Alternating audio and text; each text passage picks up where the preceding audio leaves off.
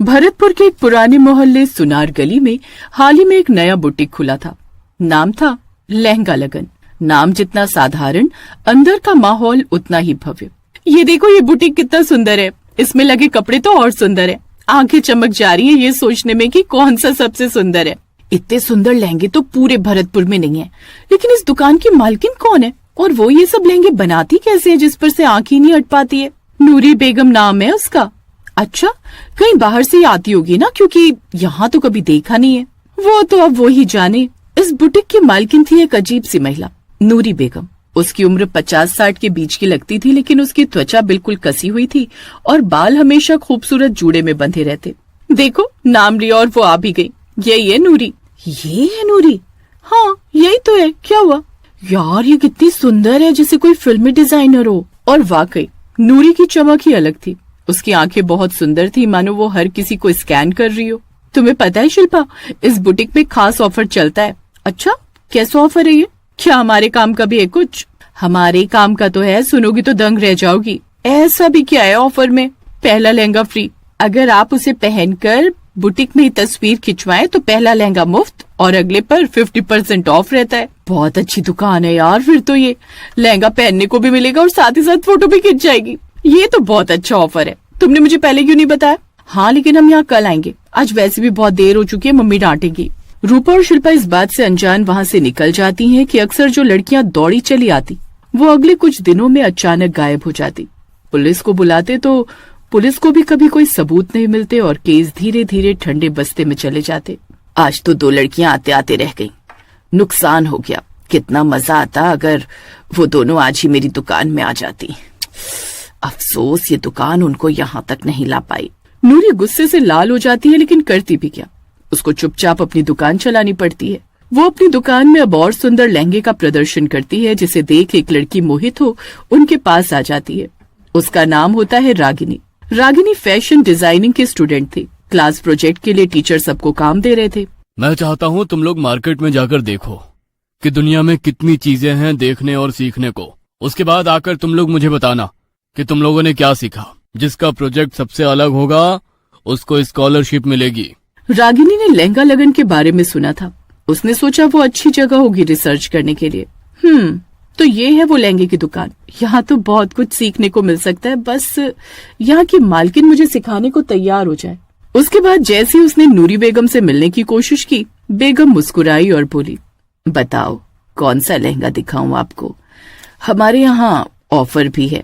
नहीं, मैं यहाँ कोई लहंगा लेने नहीं आई हूँ। मैं एक डिजाइनर हूँ, सीखने आई हूँ आपसे। बेटी, तुम तो खुद डिजाइनर बनने जा रही हो, तुम्हें तो मुझे सिखाना चाहिए। अरे नहीं, आप बड़ी हैं, आप सिखा सकती हैं मुझे। प्लीज मुझे बताइए आप ये लहंगे कैसे बनाती हैं। तुम अगर मेरी बात मानो तो आओ, मेरी वर्कशॉप देखो। रागिनी ने नूरी की बात मानी और वो वहाँ चली गई। रागिनी को वर्कशॉप के पीछे एक पुराना तहखाना दिखाया गया। रागिनी ने डरते हुए पूछा, मैम, ये किस तरह का कपड़ा है? नूरी की आंखों में चमक उभरी। ये इंसानी खाल है बेटी। ये लहंगे अनमोल हैं क्योंकि ये प्यार से, खून से और आत्मा से बने हैं। नूरी असल में एक चुड़ैल थी। वो कभी मुगल काल की राज दरबारी डिजाइनर थी जिसे एक रानी ने नीचा दिखा दिया था। अपमानित होकर उसने तांत्रिक साधना की और खुद को अमर कर लिया। तब से मैं लड़कियों की सुंदरता, आत्मा और खाल से खास लहंगे बनाती हूँ। ऐसे लहंगे जो पहनने वाली की आत्मा को हमेशा के लिए उसमें कैद कर दे। हर लहंगे के साथ एक आत्मा बंधी होती है। जब कोई नया ग्राहक वो लहंगा पहनता तो वो आत्मा धीरे धीरे उसके शरीर पर कब्जा कर लेती। कितना अच्छा है ना ये सब। नूरी जोर से हंसते हुए ये सब बता रही थी। उतना ही रागिनी को डर लग रहा था। अब मैं चलती हूँ, मुझे जाना है। मेरे बारे में इतना किसी को नहीं पता है, तू नहीं जा सकती है। नूरी अपने असली रूप में आ जाती है और रागिनी को पकड़ने की कोशिश करती है, लेकिन रागिनी जैसे तैसे वहाँ से निकल जाती है।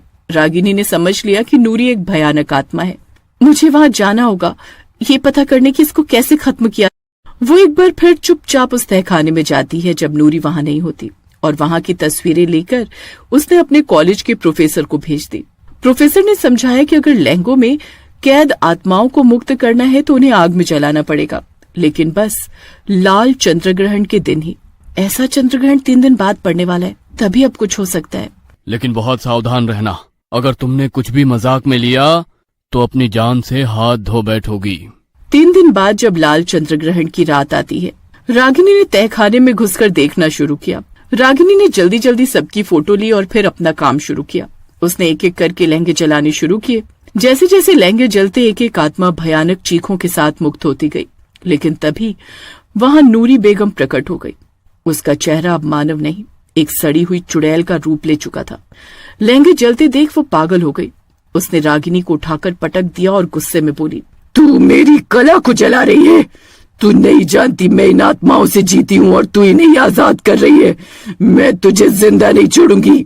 रागिनी को अब समझ नहीं आता अब वो क्या करे, लेकिन उसके हाथ में माचिस थी और बस एक ही लहंगा अब बचा हुआ था।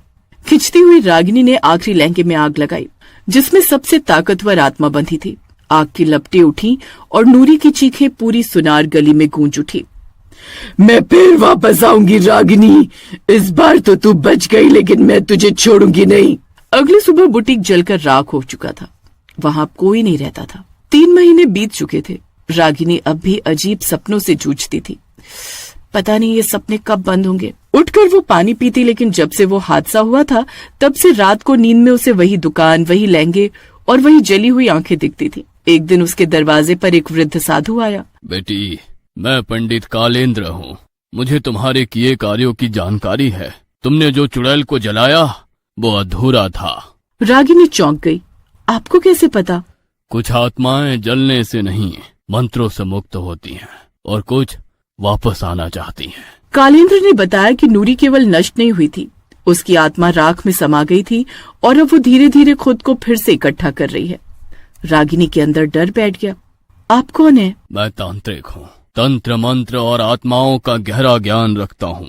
मेरी पीढ़ियां इस मोहल्ले की आत्माओं को बांधने और मुक्त करने का काम करती रही हैं। नूरी हमारे हाथ से हमेशा बच जाती थी। हम कभी उसे कैद नहीं कर पाए, इसलिए वो बच निकली। रागिनी को यकीन तो नहीं हुआ, पर उसकी आंखों में जो चमक थी वो झूठ नहीं लग रही थी। इस बीच दुकान में अजीब घटनाएं होने लगी।